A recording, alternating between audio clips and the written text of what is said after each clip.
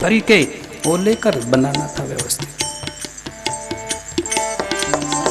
फिर तो मजा आ जाता। राजाश्रय समाज के उद्धार के लिए अवश्य चाहिए, इसमें कोई बात नहीं, राजाश्रय चाहिए। लेकिन धर्माश्रय अगर निकाल दिया जाए तो राजाश्रय खोखला रहेगा, ऊपर ऊपर पूरा चेंज नहीं कर सकता।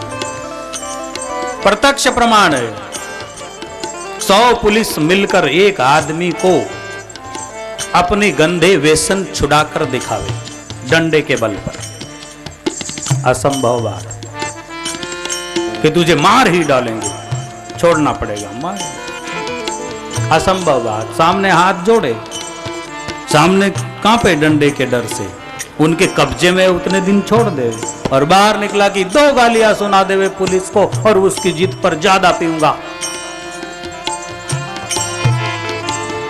क्या करे? फेल हो गई ताकत। और कोई हमारे जैसे गरीब लोग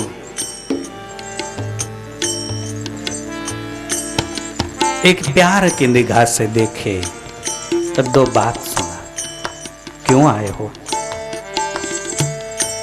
बापूजी मुझे दारू पीने की, शराब पीने की बहुत आदत है। देखो अब हम तो कोई भगत भोपे तो है नहीं, मंत्र तंत्र तो जानते नहीं है, इतना जरूर कहेंगे कि ठीक नहीं है, मनुष्य जीवन मिला है, ऐसा व्यसन न करो जिससे बीमारियां हो जाए, जिससे धन की भी खर्च हो और जिससे इज्जत का भी पंचनामा हो, जिससे पूरे परिवार वाले अशांत रहे। ऐसा काम नहीं करोगे तो बड़ा अच्छा लगेगा। वैसे तो आप बहुत अच्छे हो, बहुत समझदार हो, तब तो यहां तक आए हो। छोड़ दो, हम आपके लिए मंगल कामना करेंगे, शुभ कामना करेंगे। भोपाल में कई लोग ऐसा करते हैं। आश्रम में ठाकुर जी की मूर्ति लगाई है और उसके चारों ओर पानी का कुंड है। वो कुंड कोई दारू छुड़ाने के लिए, शराब छुड़ाने के लिए नहीं बनाया, वो तो हमने ऐसे ही भगवान के शो के लिए बनाया, आनंद के लिए। लेकिन कोई सामने आ जाए तो हम कहते पानी उठाओ और ठाकुर जी के आगे संकल्प कर लो, हम शुभ कामना करेंगे। सैकड़ों लोगों ने शराब छोड़ दी, सच्चिदानंद प्रत्यक्ष प्रमाणम। इसमें है क्या? ऐसे लोग ऊपर हाथ करो, जरा भरोसा आ जाए किसी को। नहीं, जिन्होंने छोड़ा वहां पर 1-2, चलो 2 तो मिले न पुरावा, झूठ बात नहीं है। उधर सब है कई लोग, कोई डंडा नहीं, कोई अधिकार नहीं, कोई धमकी नहीं, कोई कानूनी व्यवस्था नहीं कि नहीं छोड़ोगे तो यूं कर दिया जाएगा, कुछ भी नहीं, केवल प्यार, शुभ इच्छा, ऐसी बात होती है।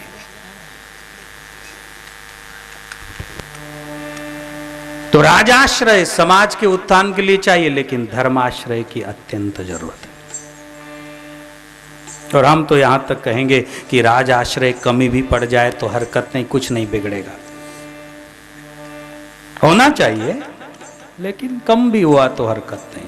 लेकिन धर्माश्रय नहीं हुआ और कोरा राजाश्रय हुआ और धर्माश्रय हुआ ही नहीं, वो आदमी कितना ही बड़ा कुछ भी प्रॉपर्टी संपत्ति इकट्ठी कर ले, उसके हृदय में अगर धर्म के प्रति स्थान नहीं है, धर्म किसको कहते हैं?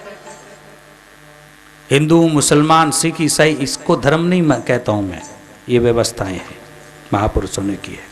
धर्म है मानवता का धर्म, और वो मानवता की बातें सारे वेद, पुराण, कुरान सभी में लिखी। अब ठीक तरह से नहीं समझे कोई तो वो अलग बात है। आत्मा अनुशासन जिसको कहते हैं वो सच्चा धर्म है। मन का अनुशासन नहीं, मन की व्यवस्था नहीं, मन का तो कोई ठिकाना ही नहीं है, अभी राजी हो जाए, अभी नाराज हो जाए। आत्मानुशासित। तो इसलिए किसी ने लिखा जीव और, हाँ, जीव और आत्मा में क्या फर्क? अच्छा, जीव और आत्मा लिखा है, किसने लिखा? ऊपर हाथ करो। अच्छा भाई साहब, ठीक है, जीव और आत्मा लिखा, मैं परमात्मा और आत्मा की बात कर गया। जीव और आत्मा लिखा है, ठीक है, ये भी बात समझ लेना चाहिए थोड़े में। जीव और आत्मा, जीवात्मा, जीव और आत्मा में कोई फर्क नहीं है, केवल स्टेप का फर्क है। सुने, ऊंचाई का फर्क है, नीचा और ऊंचा।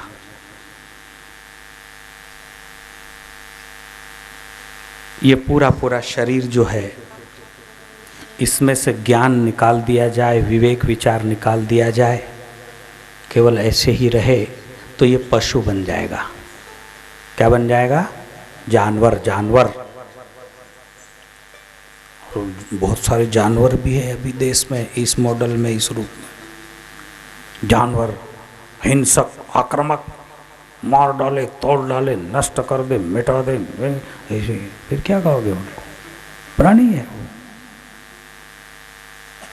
मैंने कहा ना, एक दिन ये बात निकली कि नाखून न निकाले जाए, बाल न काटे जाए, दाढ़ी मूछ बाल वगैरह कपड़े न पहने जाए, और बिल्कुल साफ सफाई कुछ न की जाए, नाक साफ मत करो, कान साफ मत करो, कुछ मत करो, नाखून मत निकालो, स्नान मत करो, बाल मत संवारो, तो क्या दिखेगा? क्या दिखेंगे? आपको नहीं कहना चाहता मैं, आप पुण्यात्माएं महान है, लेकिन दिखेंगे वो आप समझ गए, ऐसे दिखेंगे।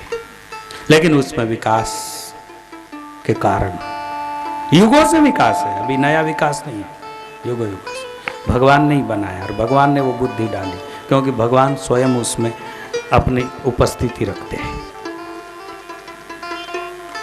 तो जीवात्मा क्या? जीवात्मा वही जीव। जीव संज्ञा बहुत निम्न कोटि की है, एकदम साधारण व्यक्ति, अन्य प्राणी की तरह जी रहा है, जीव कोटि में है। क्या कहते हैं उसको? जीव कोटि में है, और उसका विकास हो गया, उसका आंतरिक विकास हो गया। जितना विकास हुआ उतना उसका वो बढ़ते जाएगा स्टेप। जीव, फिर आत्मा। आत्मा को भी अलग अलग उपाधि दी गई। आत्मा गलत काम करता है, उसको जीव का है। जीवात्मा, पवित्र आत्मा, शुद्ध आत्मा, महान आत्मा माने महात्मा, और सब कुछ मिटकर एक होने के बाद परमात्मा।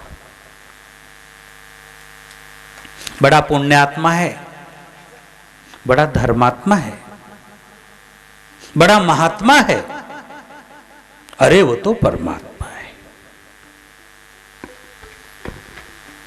जीव से शुरुआत, जीव सबसे लास्ट वाले में। जीव माने जीव, शब्द है कि उसी का घोतक है ना शब्द, देखो ना उसका एक वचनी है जीव। जो कोई दो चीज नहीं है, वो अगर अज्ञान में है तो जीव है, ज्ञान का विकास हो गया तो आत्मा, उसमें ऊंचाई छू ली उसने, पुण्यात्मा हो गया, और ऊंचाई छू ली महात्मा हो गया, और पूरी ही ऊंचाई छू ली तो परमात्मा हो गया।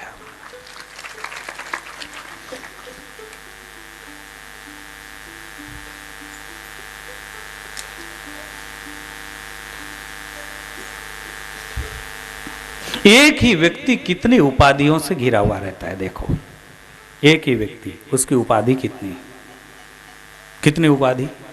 जैसे ही पैदा हुआ, लड़का हुआ, लड़का हुआ, लड़का हुआ, लड़का एक उपाधि उस पर, वो कहीं लिख के तो आया नहीं कि इसको लड़का कहना चाहिए, हो गई उपाधि, किसी चिन्हों को देखकर उपाधि हो गई। फिर संस्कार हुए, नामकरण उपाधि, इसका ये नाम है, क्या नाम है? अमुक नाम है, नाम की एक उपाधि लग गई। तीसरी उपाधि लग गई जात की उपाधि, जात कर्ण संस्कार। कौन सी उपाधि लग गई? जाति, इस जाति का है। फिर आगे बढ़ा, धर्म की उपाधि लग गई, इस धर्म का है। फिर आगे बढ़ा, कोई न कोई डिग्री हासिल कर ली तो ये तो अमुक है, डिग्री की उपाधि लग गई। चुनाव लड़के जीत गया तो सरपंच की उपाधि लग गई है। आ रही ना समझ में? ये सारी उपाधियां उपाधियां उपाधियां एक के ऊपर एक के ऊपर लगती जाती है, और सारी उपाधियों में इतना जकड़ जाता है, बहुत मुसीबत की बात है। अगर उसको ज्ञान हो गया तो ढेर सारी उपाधियों को लेकर भी वो निरुपाधि रहता है, लेकिन ज्ञान नहीं है तो सारी, जितना अज्ञानी उतना परेशान।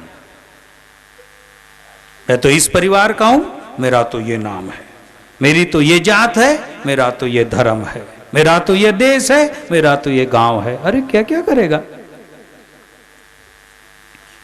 कभी इधर उलझता है, कभी उधर उलझता है। ये सारी उपाधियां हैं। तो ऐसे ही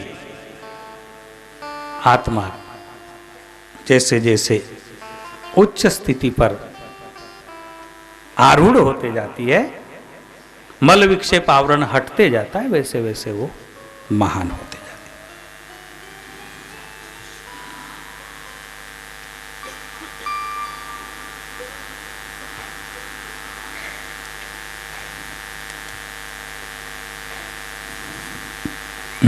जगह जगह जो हरि मंदिर बन रहे हैं, ध्यान मंदिर, श्री हरि ध्यान मंदिर नाम है उनका, जो साधक परिवार बनाते हैं, उनकी चिट्ठी क्या नाम जो है लखनपुरा में भी बनाया उन्होंने।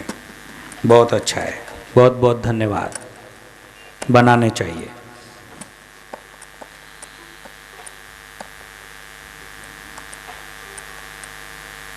किसी ने भजन की बात लिख दी।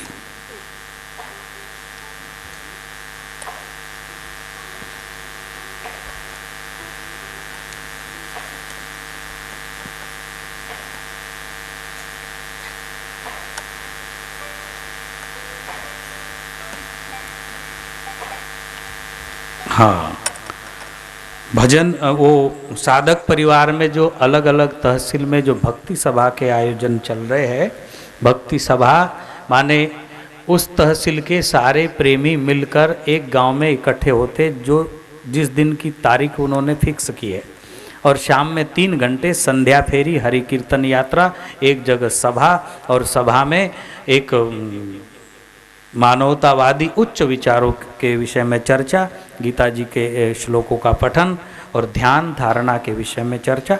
ये ऐसा उधर होता है। तो हर तहसील में ये शुरू करना चाहिए साधकों ने। तो यहाँ पर इन्होंने नेपानगर तहसील की बात की है।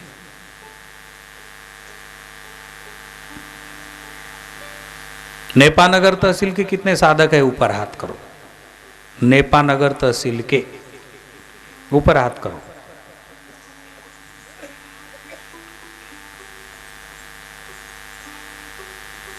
हम्म, 20-25 लोग हैं, माताएं में कुछ होंगे। तो आपके नेपानगर तहसील में अभी इधर ही मीटिंग लेके एक दिन ऐसा फिक्स कर लो, 2 तारीख, 5 तारीख, 1, 4, 10, 20 जो अच्छी लगे वो एक तारीख फिक्स करो। ये अन्य अनेक तहसीलों में वो चलता है। और उस दिन भक्ति सभा करना, उसके फॉर्म है हमारे पास, एक तो यहाँ रखा है, ये उनको दिया जाएगा। इसमें सारे नियम है किस तरह भक्ति सभा का आयोजन करना। ये बहुत ही सुंदर एक मानवतावादी और आत्म कल्याण का प्रचार प्रसार का साधन है। कितने तहसील में भक्ति सभा चलती है और कितने लोग उससे परिचित है, सब ऊपर हाथ करो। इतने लोग भक्ति सभा से परिचित है, सैकड़ों लोग यहां पर उपस्थित है उसमें से, ठीक है। अभी हर गांव का एक व्यक्ति, जब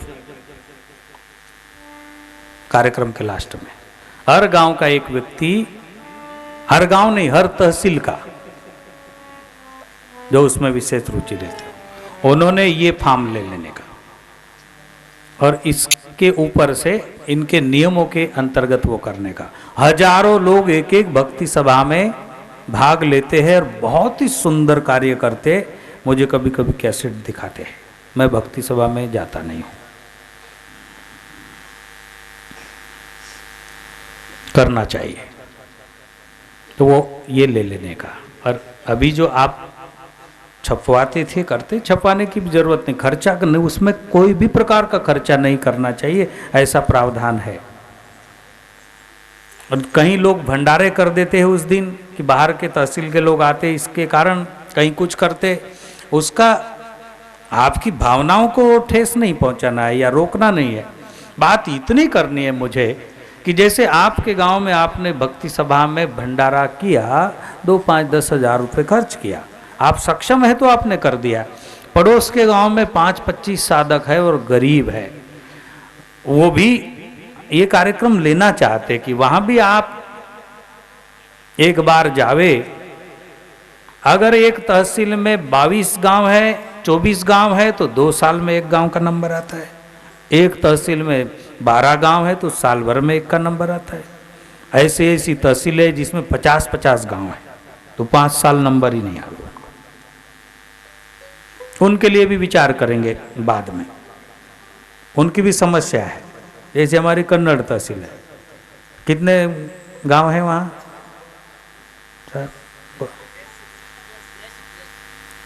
सब जगह साधक है, 83 जगह, एक तालुके में 80 और 3, 83 गांव में। तो महाराज उनका नंबर आवे 7 साल में एक बार, जब तक तो उनका ध्येय ही टूट जावे। इसलिए ऐसे जहां है वहां पर 2 या 3 विभाग बनाए जाएंगे। तो साहब होना चाहिए ना ब्लॉक, ताकि उनको कम से कम 2 साल में तभी एक जगह नंबर आ जावे। 2 साल में तहसील के लोग जाते हैं, हम नहीं जाते, वही जाते। बहुत अच्छा, हजारों लोग मिलकर संध्या फेरी निकालते, भगवान नाम की कीर्तन यात्रा 1 घंटा, फिर शिस्तबद्ध लाइन से बैठते हैं, फिर प्रार्थना करते हैं, 15 मिनट ध्यान करते हैं और बहुत ही जो मुद्दे रखे उन विषयों पर चर्चा करते हैं। 2-3 घंटे 4 घंटे का कार्यक्रम, बिना किसी खर्च के, बिना किसी इसके आते हैं और चले जाते हैं। हमारे बुरहानपुर तहसील में भी बहुत जोर से चलती है। इसलिए तो एक दिन स्नेह मिलन का कार्यक्रम पक्का हो गया है उधर। तो ये जो बात लिखी है, नेपानगर तहसील वाले मीटिंग करके एक तारीख चयन कर ले और ये पत्र ले ले, अपने इसमें शुरू करें। कहने से ज्यादा करने को बहुत महत्व होता है। और आप लोग करते हो इसलिए शिविर लेता हूं, और शिविर में मुझे बहुत आनंद आता है। क्यों? कि आप सब लोग केवल कथा सुनकर भागने वाले नहीं है, साधना करते, सेवा करते, जो जो गतिविधियां आश्रम से निकलती है उसका पालन करते हैं। कई लोग उसका आनंद लेते हैं। मराठी में हमारे संतों ने कहा, एक मेका करू सहाय अवघे धरू सुपंथ। एक दूसरे को मदद करेंगे और सब मिलके अच्छा मार्ग अवलंबन करेंगे, ऐसी बात है। तो ये चिट्ठी के द्वारे मुझे वो याद आ गई। बहुत बहुत धन्यवाद।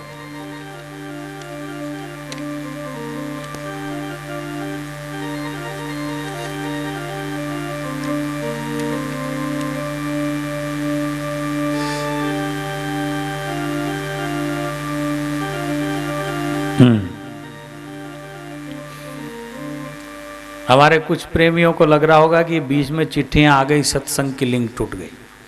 बात ऐसी है, 3 दिन सत्संग चला जोर शोर से, आज लास्ट है, बात करने को इतना ही समय है, थोड़ा सा शाम में, ठीक है। इसलिए चिट्ठी को भी मैं महत्व दे रहा हूँ।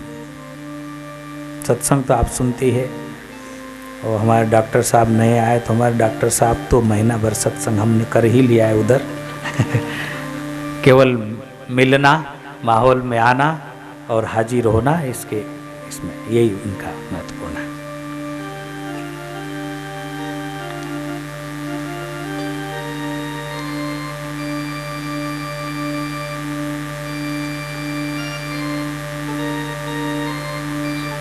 ओहो, किसी भाई ने कहा है कि मैं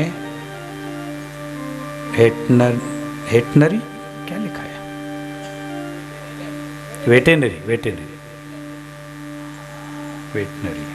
डॉक्टर हूँ और दुर्भाग्यवश मुझे जानवर कटाई पासिंग करना पड़ रहा है। जानवर कटाई के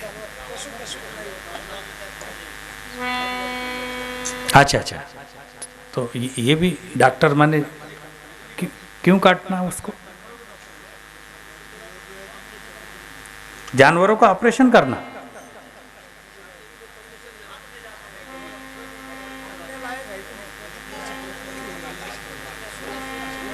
सुनो, मैं समझ गया।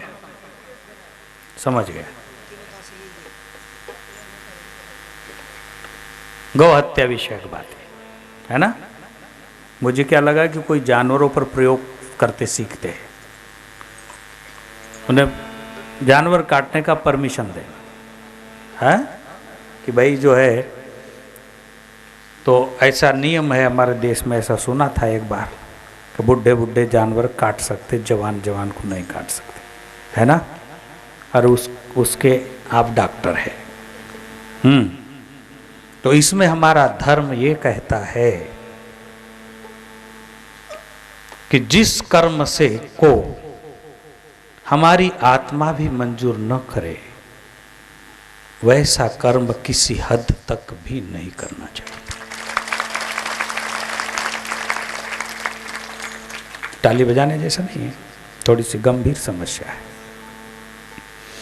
एक तरफ तो उनकी रोजी रोटी जाती है, उनका पेशा जाता है, उनकी ड्यूटी जाती है, और दूसरी तरफ उनके हाथ से बहुत बड़ा निंदनीय कार्य होता है। तो इसमें चयन करने में हम स्वतंत्र है, और धर्मशास्त्र ये कहेगा कि हम ऐसी नौकरी न करें, ऐसा कोई भी कर्म न करें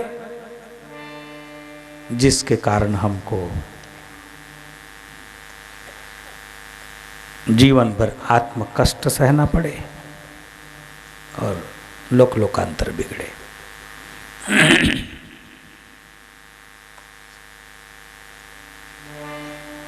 अगर बात आई है तो आ गई थोड़ी सी। हरेक कार्यों को लोगों ने आवश्यक दर्जा दे दिया। ये आवश्यक है,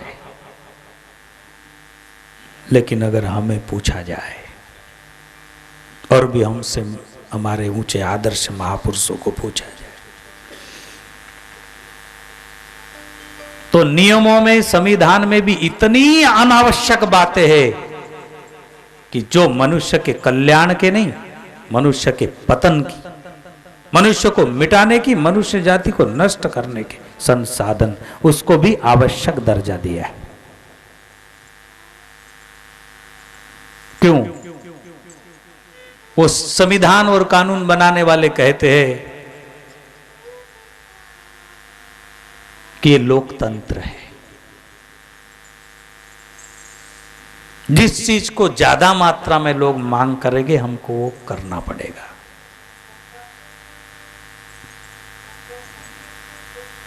अगर सभी लोकतंत्र समझकर सभी, हर आदमी की इच्छा पूर्ति के लिए आप कानून बनाओगे,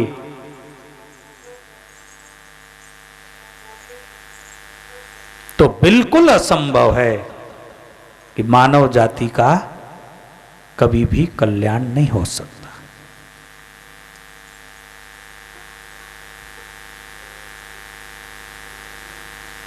हर एक की इच्छा पूर्ति के कैसे नियम बनाओगे आप? कोई कुछ भी इच्छा करता है कि ये मुझे चाहिए, तो फिर उसके लिए भी कानून बनाओ। चोरी करना ही मुझे अच्छा लगता है, नहीं होता है काम धंधा, मुझे बिजनेस कोई धंधा नहीं होता, चोरी करना अच्छा लगता है। बनाओ कानून की, ठीक है, एक ठराविक समाज ने चोरी करनी चाहिए, या ऐसी ऐसी डिग्री प्राप्त कर लो और चोरी का सर्टिफिकेट दिया जाए आपको, करो चोरी। हो सकता है ऐसा संविधान बना सकते, वो तो बना सकते ज्यादा लोग अगर ऐसी मांग करें तो। उनको स्वयं का थोड़ी है कुछ, लेकिन समाज के लिए ये कल्याणकारी होगा क्या? कभी भी नहीं होगा। तो फिर चोरी करने वाले लोग है कि नहीं देश में? है। तो फिर उनकी इच्छा पूरी कहां हो रही है? आप उनको परमिशन कहां दे रहे हो? उनकी इच्छा तो हनन हो रही है, उनकी इच्छा तो रोकी जा रही है कि खबरदार पकड़े जाओगे। तो इसी तरह बहुत सारी अनावश्यक बातें हैं, अनर्गल बातें हैं नियम में। आप कहोगे कि इतने बड़े देश के बड़े बड़े लोग, बापूजी वहां कानून बनाते रहे, आप इतने छोटे से आदमी वहां पर बात कर रहे हो। जरूर करेंगे।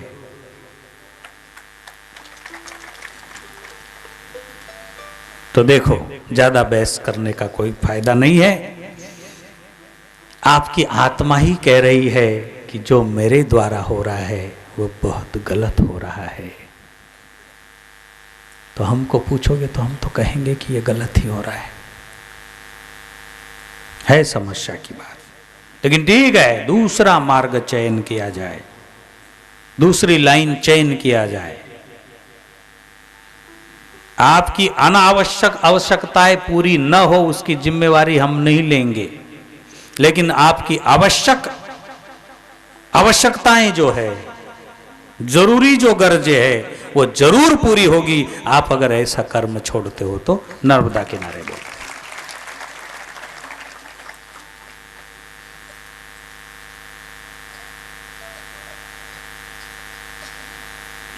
कभी भी नहीं करना चाहिए।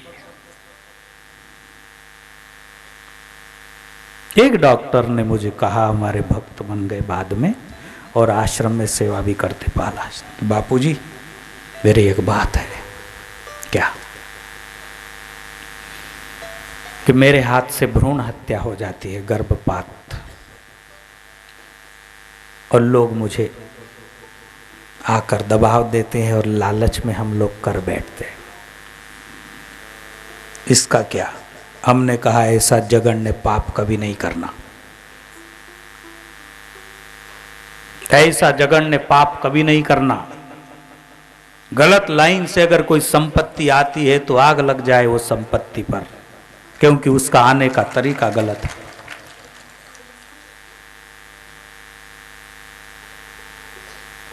ऐसे ऐसे लोग हो गए अडिग, धर्मनिष्ठ, कर्तव्यनिष्ठ, जिन्होंने भूखे मरना पसंद किया, सूली पर चढ़ना पसंद किया, लेकिन अपनी निष्ठा को नहीं छोड़े। ऐसे लोग हो गए। इतिहास भरे पड़े ऐसे लोगों के कि जिनको पकड़ लिया गया और कहा गया कि इतना इतना प्रलोभन दिया जाएगा, आप अपना ये चेंज कर दो। उन्होंने कहा नहीं, शहीद होना पसंद करेंगे, मरना पसंद करेंगे, लेकिन हमारा जो कर्तव्य निष्ठता है वो नहीं छोड़े। ऐसा किया।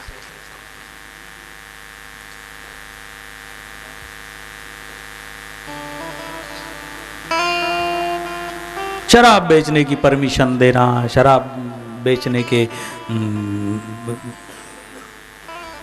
है ठेके देना लेना, ये ऐसी समस्या। हमारे यहाँ एक पंडित था, एक ब्राह्मण, गांव में एक शराब की दुकान, वो इसकी ठेके वाली, सरकार की परमिशन की, उसने ले लिया ठेका। वो टीका लगावे, माला डाले, मेरे पास भी आवे, नया नया आया हुआ था, भावुक भी था। धीरे से मुझे कहे, बापूजी मैंने आज तक गुरु नहीं बनाया, मुझे दीक्षा लेने की इच्छा हो रही। हम कुछ बोले नहीं। दोबारा, तीसरी बार हमने कहा कि वो ब्रह्मचारियों से आप नियम ले लेना, दीक्षा के नियम के कार्ड होते हो, पढ़ लेना जरा। दीक्षा के नियम के कार्ड में सब कुछ लिखा हुआ है। एक भाई ने वो भी चिट्ठी लिखी हमको क्या नियम करना है। दीक्षा नियम के कार्ड नहीं लाए क्या? बांटे आपको जो कार्ड बांटे। किसने मंत्र दीक्षा ली रात को ऊपर हाथ करो, नीचे हाथ करो। आपने जो 200-300 लोगों ने वो ली तो आपको कार्ड नहीं मिले क्या? मिले, उसमें सारे नियम लिखे। मुझे किसी ने चिट्ठी लिख कर दी, हम क्या क्या त्याग करें, क्या छोड़े, क्या उसमें लिखा हुआ है। उसने पढ़ा और बाद में भी हमने कहा कि कैसी विसंगत बात है। आप पांडे जी लिख रहे हो, आप ब्राह्मण लिख रहे हो, तो आप शराब का ठेका चला रहे हो। थोड़ा सोचो। ठीक है, आपका जो होना न होना भगवान की मर्जी, वो जाने, लेकिन समाज पर क्या असर पड़ेगा?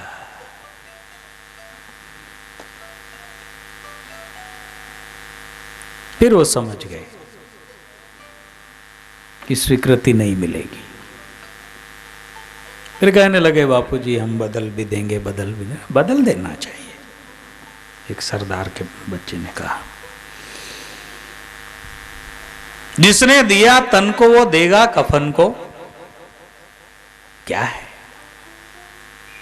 कम सुविधा में जी लेंगे, गरीबी में जी लेंगे, हाई फाई व्यवस्था नहीं होगी तो कम व्यवस्था में क्या फर्क पड़ता है।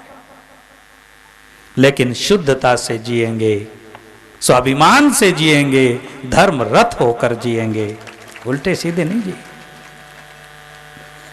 जीना चाहिए। ठीक है, इसलिए डॉक्टर साहब ने चिट्ठी लिखी, बहुत अच्छी बात है, इतनी हिम्मत की आपने, क्योंकि आपको मालूम था साधु संत क्या परमिशन देवे ऐसी चीज की। लिखा, बहुत बहुत धन्यवाद। अगर आप हमारी बात पर विचार करोगे तो बहुत अच्छा है, करना चाहिए। हमको कोई कहे कि आप साधुता छोड़ दो, आपका बंगला बना देते हैं, करोड़ों रुपए आपको दे देते हैं, आप साधुता छोड़ दो, तो असंभव होगा।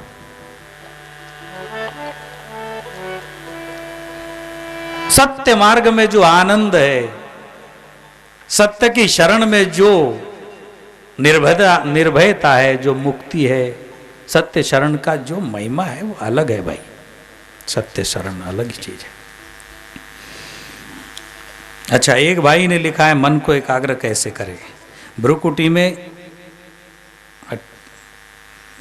आज्ञा चक्र में नयन कैसे जमाए, और जब तक आत्म परिचिति न हो तब तक ध्यान किसका करे। बहुत अच्छा लिखा है। तब तक ध्यान, आपको जो मंत्र दिया है और उस मंत्र दृष्टा मंत्र का जो अवलंबन दिया गया है, अगर शिव स्वरूप का मंत्र आपने लिया है, कृष्ण स्वरूप का मंत्र आपने लिया है, तो तत्व बीज मंत्र तो है ओंकार। ओम बीज मंत्र है हमारे सनातन सिद्धांत। ओम बीज मंत्र है। ओम ही लगाकर उसे अवलंबन के स्वरूप का मंत्र दिया जाता है। कृष्ण लगाए, राम लगाए, चले। तो अपने इष्ट में पहले इष्टाकार वृत्ति करे, कुछ देर स्वरूप को निहारते हुए बैठे और बड़ा अच्छा वातावरण बनाए। अगर आपके पास सुविधा है, शुद्ध घी की जोत लगाए,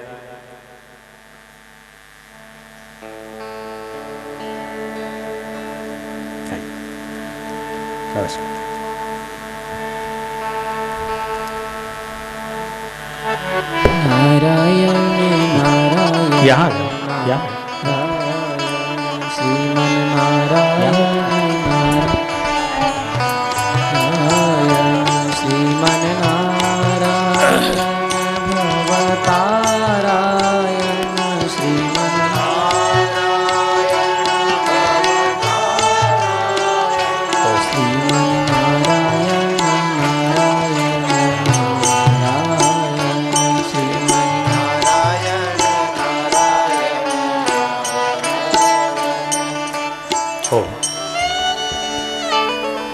परिचय देंगे हितेन भैया।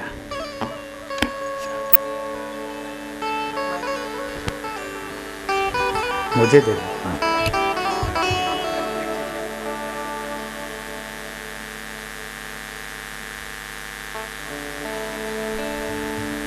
हाँ, हमारे वो भैया जी तो क्षेत्रीय विधायक है, आपको मालूम ही है, जो अभी मुझे बता रहे थे। लघु उद्योग निगम के अध्यक्ष सत्यनारायण सत्य जी और अन्य उनके साथी हमारे नरेंद्र भाई, और क्या नाम लाद, वाह वाह, देखो बहुत बहुत धन्यवाद। भगवत कार्य को आपने महत्व दिया, बहुत धन्यवाद। मन को एकाग्र कैसे करे, ऐसी चिट्ठी लिखी है।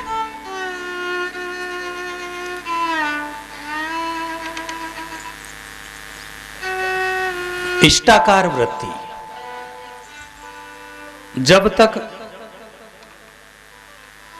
आप ध्यान में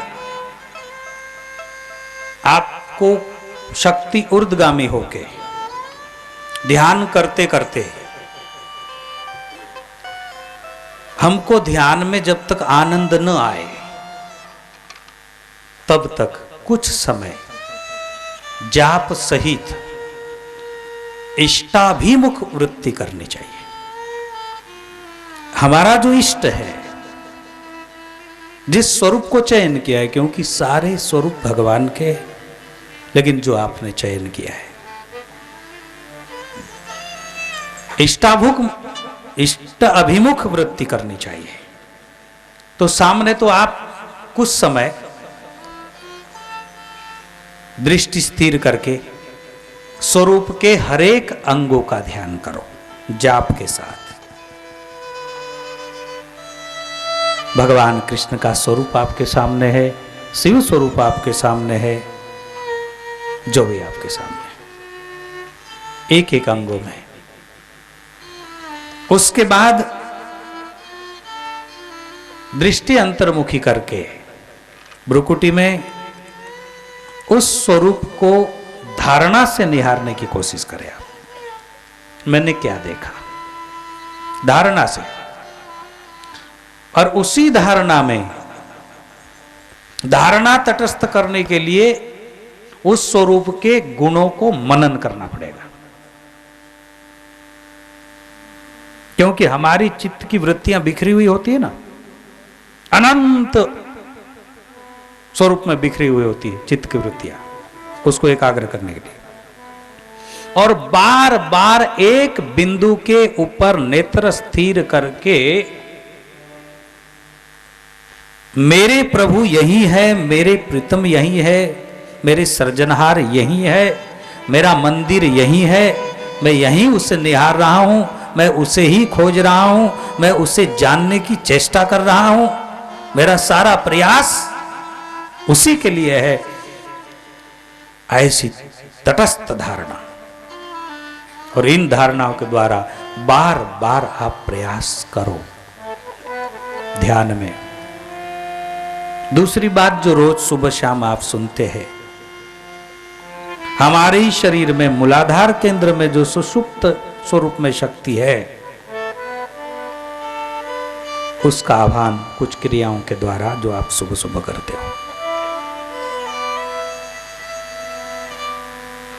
ठीक ठीक भावना से, सच्चे हृदय से आप ये करते हो,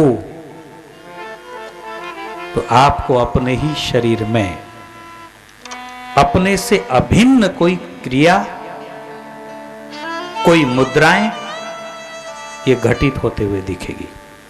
देखते आप सुबह कितने साधकों को कुछ होता अपने आप में, और वो बिल्कुल आपसे भिन्न दिखाई देगी। कैसा भिन्न? उदाहरणार्थ, आपको पता है कि मैं हाथ नहीं उठा रहा हूं, फिर भी आपके हाथ उठ जाएंगे। फिर कुछ भी किसी प्रकार की क्रियाएं हो सकती है, कोई फिक्स नहीं है। देखते आप कितने साधकों, कितनी प्रकार की क्रिया, कोई फिक्स नहीं, कुछ भी हो सकता। रोमांच हो सकता है, अपने आप आंख ऊपर जाने लगती है, लगेगी, बार बार ध्यान की मस्ती, ध्यान का आनंद, एक अनोखी मस्ती, जो आप वर्णन नहीं कर सकते आप, ये सब घटने लगेगा।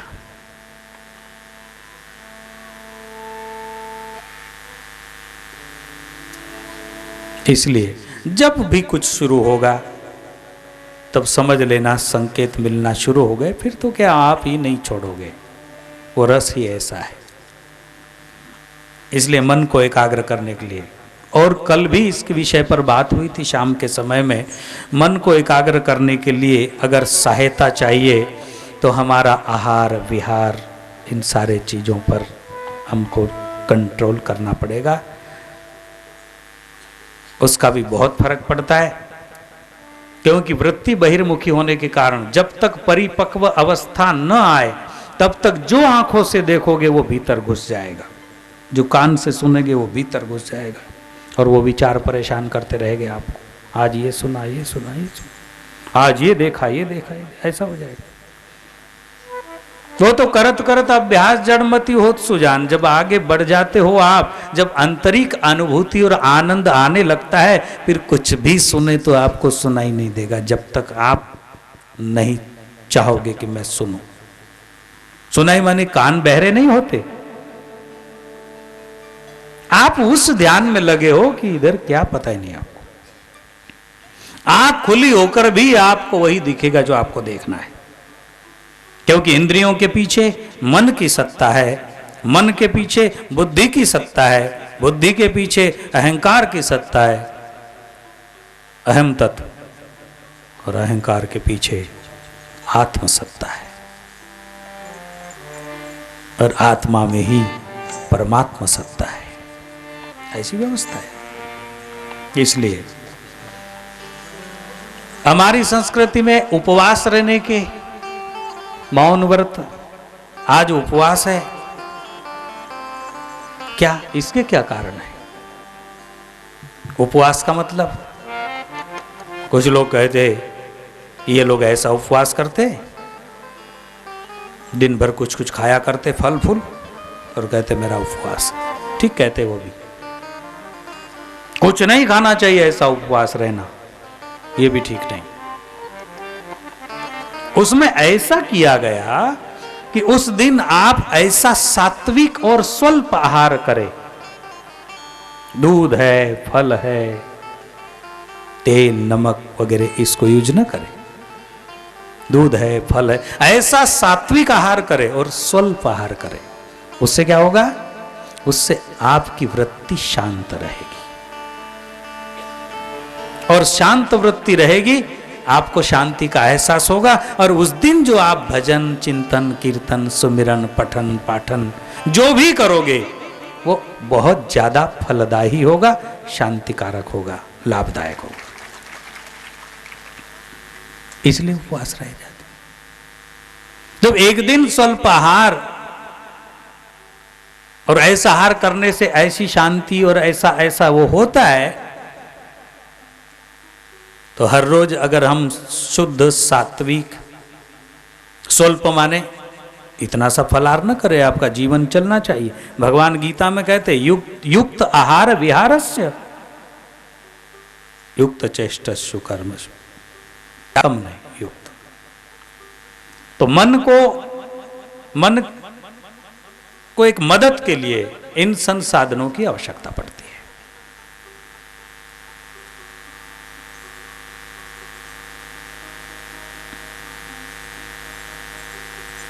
जब तक साधक को मन बहुत ही बेचैन है, बहुत ही चंचल है, तब तक बाह्य दृश्य पर भी कंट्रोल करना चाहिए। भगवान ने वो सारी व्यवस्थाएं दी है, क्या देखे क्या न देखे।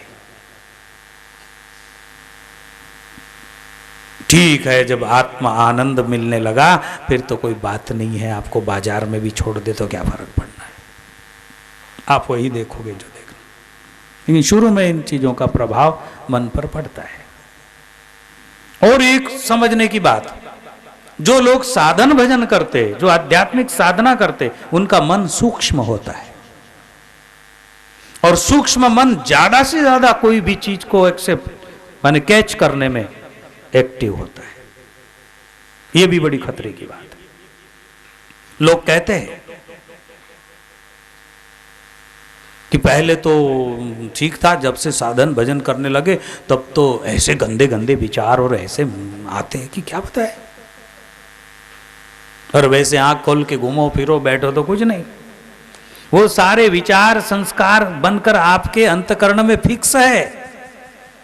आंख बंद कर आप जब भगवान का ध्यान करते हो तो अंदर झांकते हो, जब उसको मौका मिलता है, और जब झांकते हो तो वो सारा पड़ा हुआ कचरा दिखाई देता है। देखो ना कितनी बात है। गप्पे लड़ाने के लिए आप बैठो तो घंटों बैठे रहो, कोई आपत्ति नहीं है। और कोई कहे कि आप 15 मिनट मौन रहकर ध्यान में बैठो, 15 मिनट में 10 बार तो देख ही लेवे।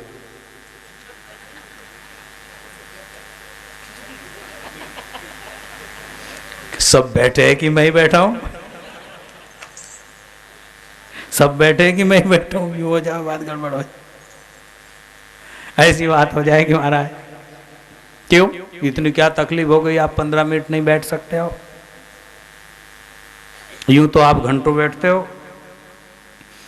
क्यों कि भीतर जो संस्कार रूप में फिक्स हुआ है, वो जब हमारी वृत्ति अंतर्मुखी होती है तो हमको वो उभरने लगता है, दिखने लगता है। हम घबरा जाते हैं और घबरा कर आंख खोलते बार बार कि कब ये पिंड छूटे, हमारा ध्यान भजन का उठ के जावे।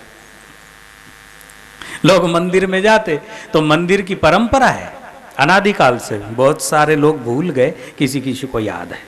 मंदिर में जाना, भगवान के विग्रह पर दृष्टिपात करना एकदम से, और जिस क्षण आप पूरी श्रद्धा से जिस एक क्षण दृष्टिपात करते हो वही क्षण आपका कीमती है। बाकी तो आप मंदिर की डिजाइनें देखने लग जाते हो, कैसा बना क्या, एक क्षण।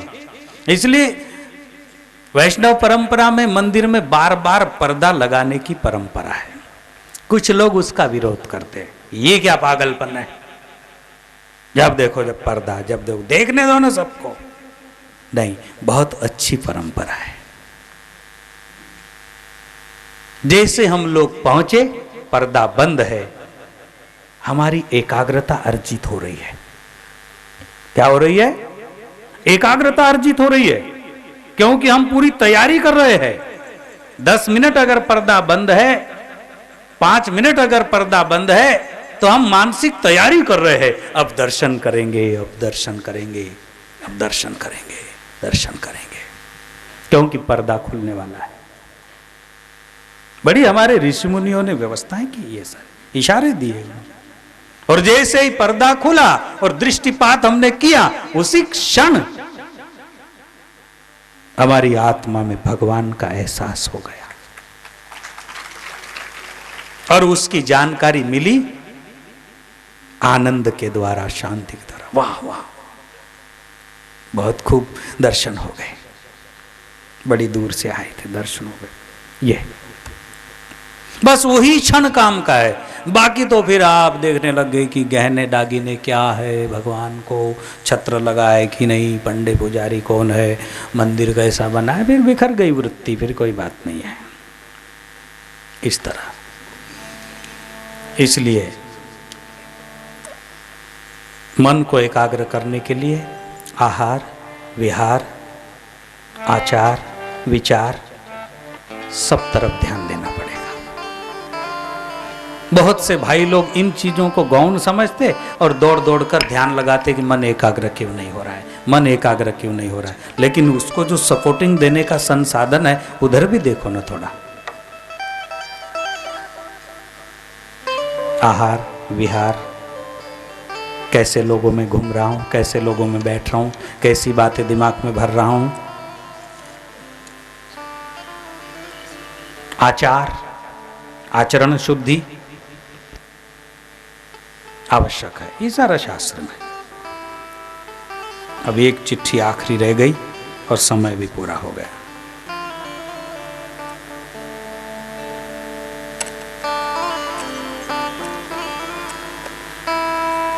बहुत सारी बातें लिखी है और लिखा है सच्चे शिष्य का अपने गुरु के प्रति क्या भाव होता है। भाव तो भाव ही है, आप जानते हो, उसमें क्या कहना पड़ेगा। भाव तो भाव है, ये अध्यात्म ही भावना के ऊपर आधारित है। बिना श्रद्धा इसमें कुछ भी नहीं मिलता किसी को। संत ज्ञानेश्वर जी महाराज कहते हैं, भावे बिन देव न कळे निस्संदेह, गुरु बिन अनुभव कैसा कळे। भाव के बिना भगवान समझ में नहीं आएगा, गुरु के बिना अनुभव समझेंगे नहीं। अनुभव होंगे लेकिन समझेंगे नहीं।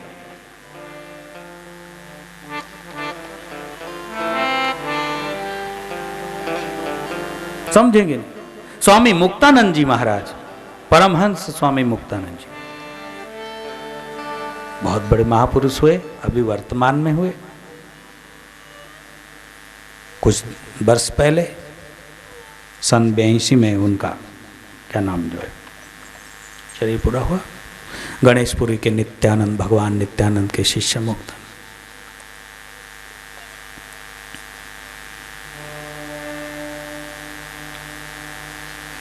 उन्होंने योग के ऊपर जो रिसर्च किया, जो अनुभव किया, उसका एक ग्रंथ लिखा, चित्त शक्ति विलास। बहुत अच्छा, पढ़ने जैसा, साधकों को बहुत पढ़ने जैसा। छोटी छोटी गतिविधियां। स्वामी मुक्तानंद जी के साथ मैं आपको एक बात बता दूं।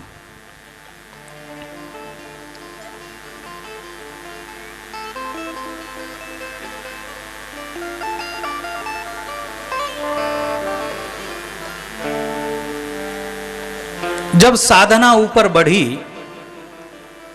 तो दौड़ दौड़ कर ध्यान करने लगे। बंधुओं, हमारा मन युगों युगों से उस सत्य की तलाश में है, लेकिन किस ढंग से उससे जाना जाए, खोजा जाए, उसे ठीक ठीक पता नहीं चलता। और पता भी चले तो वो जरा उसमें ज़्यादा मेहनत नहीं करता, चंचलता करता है, इसलिए छोड़ देता है, पकड़ लेता है, इसलिए गड़बड़। लेकिन जब उसको आध्यात्मिक मार्ग में, इस क्षेत्र में थोड़ी सी भनक मिल जाए, वो दौड़ दौड़ कर वहीं जाता है। फिर लोग कहे मीरा भाई बाबरी, न्यात कहे कुलनाज, कोई लेना देना नहीं। स्वामी मुक्तानंद की साधना बढ़ी, और साधना में वही शक्ति, जिस शक्ति की हम बात रोज करते हैं, आप हो रहा योगी कुंडलिनी कहे, मैं तो राधा शक्ति कहता हूं, कोई भवानी कहे, कोई पराशक्ति कहे, जो भी कहे, ईश्वर की अपराशक्ति, हाँ परा, वेदों में जिसको ईश्वर की पराशक्ति कहा। क्या लीला हुई। कहते हैं कि मुक्तानंद बाबा को जब उसका अनुभव हुआ, एक नग्न स्त्री उनके ध्यान में आती, और जैसे ही ध्यान में आए वैसे ध्यान भंग हो जाता, और वो उठकर बाहर बैठ जाते कि आम के वृक्ष से झूला टंगा रहता है, उस पर बैठते। बहुत पछताप करते, हे भगवान, हे गुरुदेव, जन्म जन्म के पाप मेरी साधना में जगे, मैं कैसे क्या करूं। न जाने कौन से जन्म की ये स्त्री मेरे सामने आती है और मेरा ध्यान भंग हो जाता, जबकि वो उनकी एक बहुत ऊंची अवस्था का प्रतीक था। मैं इसलिए कह रहा हूं कि गुरु बिन अनुभव कैसा कले, जैसा संत ज्ञानेश्वर महाराज ने कहा। 2-4 दिन परेशान हो गए, ध्यान करने की भी इच्छा हो, क्योंकि जो ध्यान जगत में एग्री हो जाता है उसका आनंद अलग आता है, इसलिए दौड़ दौड़ के उसकी इच्छा होती है, लगा दे सुबह 5 बजे से ध्यान में बैठ, मगन हो जाए। जैसी तद्रुप अवस्था आई वैसे एक श्री आ जा, परेशान हो गए, किसे कहे, कोई समझता भी नहीं है। एक हरिगिरी नाम के बाबा आते हैं, वो परमहंस कोटि के थे, धोती पहनते, फेंटा बांधते, महापुरुष कैसे भी रह सकते हैं, वेशभूषा की कोई बात नहीं। और वो पागल की भांति नदी में घूमते रहते, एक एक पत्थर उठाते और वो पत्थर को देखते, कहते हाँ वाह वाह बहुत कीमती, और रख देते, दूसरा उठाते, ऐसा करते। दूसरे लोग उनको पागल समझते, लेकिन मुक्तानंद बाबा तो उस कोटि के संत हैं, वो जानते हैं कि महापुरुष है। जब बाबा आए टांगा लेकर, स्वामी मुक्तानंद जी महाराज बैठे और दूर से ही कहा, अरे मुक्तानंद तू तो बहुत बादशाह बनने वाला है, और तुम्हें जो होता है एक ग्रंथ में भी मुझको मिला, इशारा मिला, उसी को ढूंढ रहे हो तुम जिससे घबरा रहे हो। इशारा मिल गया, उसके बाद गुरु बिना अनुभव कैसा खड़े, गुरु के बिना अनुभव कैसा। इशारा मिला कि वही शक्ति है जो मेरी आराधना शक्ति है, जिसके प्रभाव से मैं ईश्वर तत्व को पा सकता हूं, और उसी से मैं घबरा रहा हूं। गलत सोच हो गया मेरा, ये कौन है। अब मानसिक तैयारी करके ध्यान में बैठे तो वही शक्ति एक श्रृंगार करके उनके सामने आई है। वो लिखते हैं अपने अनुभव में। इसलिए कभी भी कोई क्रियाएं होती है, मुद्राएं होती है, जो भी कुछ होता है, अपने से ऊंचे साधक को पूछना चाहिए, अपने से नीचे वाले को नहीं।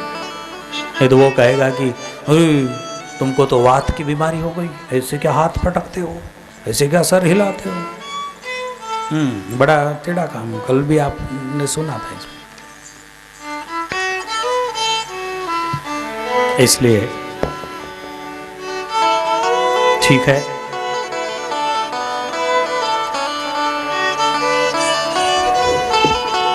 रामायण की ही बात कर रहे थे हम, रामायण के ही सारे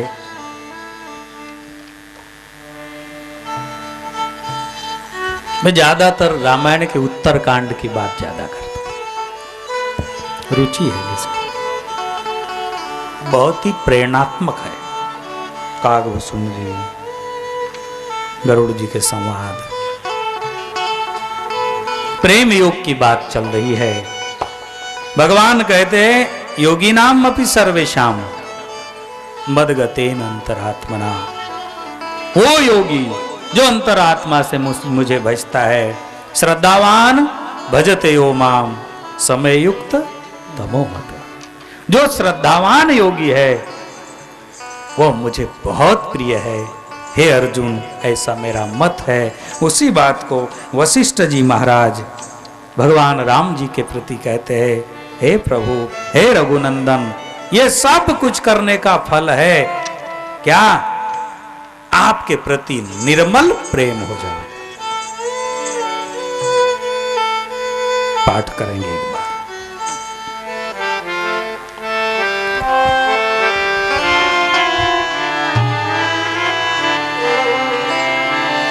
जप तप नियम जोग निज धर्मा, जप तप नियम योग निज धर्मा, श्रुति संभव नाना शुभ कर्मा, श्रुति संभव नाना शुभ कर्मा, ज्ञान दया धम धीरथ जन, ज्ञान दया धम धीरथ जन, जहाँ लगी धर्म कहत श्रुति सजन, जहाँ लगी धर्म कहत श्रुति सजन,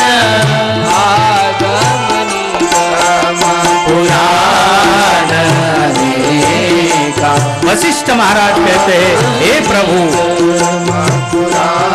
अध्यात्म जगत के जितने भी साधन है वो सबका एक ही फल है। कौन सा? अगम निगम पुराण अनेका, पढ़े सुने प्रभु कर फल एका। तव पद पंकज प्रीति निरंतर, तव पद पंकज प्रीति निरंतर।